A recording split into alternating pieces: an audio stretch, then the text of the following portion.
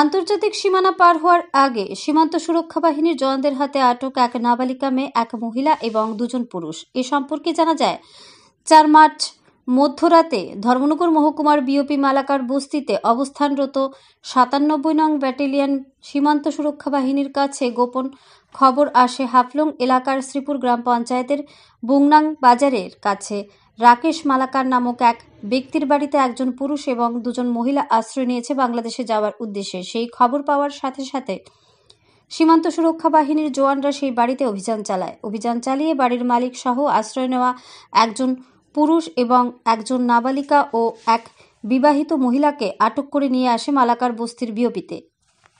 বাড়ির মালিকের নাম রাকেশ মালাকার, বয়স 75, পিতা গোপীরাম মালাকার, বাড়ি হাফলং এর শ্রীপুর গ্রাম পঞ্চায়েতের প্রাথমিক স্বাস্থ্য কেন্দ্রের সন্নিকটে। আশ্রয় নেওয়া 3 জন হলেন মুরলী দুর্গা মল্লিক, বয়স 47, পিতা দুর্গাচরণ মল্লিক, জেলা সিলেট সদর, বাংলাদেশ। উনার 2 মেয়ে, একজন বৃষ্টি মালাকার, বয়স 25, স্বামী বিকাশ মালাকার, বাড়ি সিলেট সদর, বাংলাদেশ এবং অপরজন 18 বছরের নাবালিকা, বাড়ি সিলেট সদর, বাংলাদেশ। তাদের কাছ থেকে 2টি মোবাইল ফোন, নগদ 7,000 টাকা এবং আটক মুরলী দুর্গা মল্লিকের বৈধ পাসপোর্ট সহ ভারতীয় পরিচয়পত্র ও আধার কার্ড পাওয়া যায়।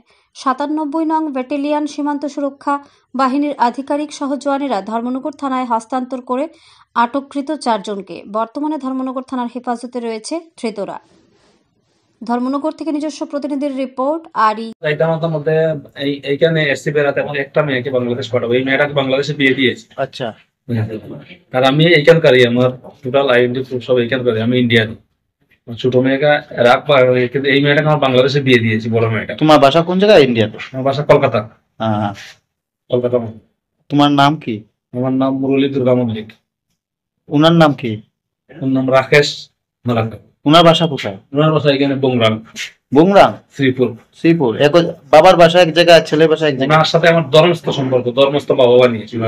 বাবা নেই। আচ্ছা। তাই আমি আজকে বহু বছর ধরে ধর্মস্থ বাবা বানিয়েছি, ওনার বাড়িতে আসি যাই।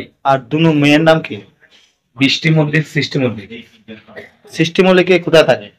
সৃষ্টি মল্লিকও সেই দেশে ছিল, ওরা বাংলাদেশে ছিল, তারা ছিল। এখন নিয়ে এসছি, আমার কাছে রাখবো। এসছে 1 বছর হয়ে গেছে, কিন্তু এই মেয়েটাকে আমার মানে বিয়ে দিয়েছি সেই দেশে, এই কারণে এই মেয়েটাকে সেই দেশে পাঠাবো। আপনি কত বছর? আপনাকে যে এই যে ফৌজদারিতে ধরলো, কেন ধরলো?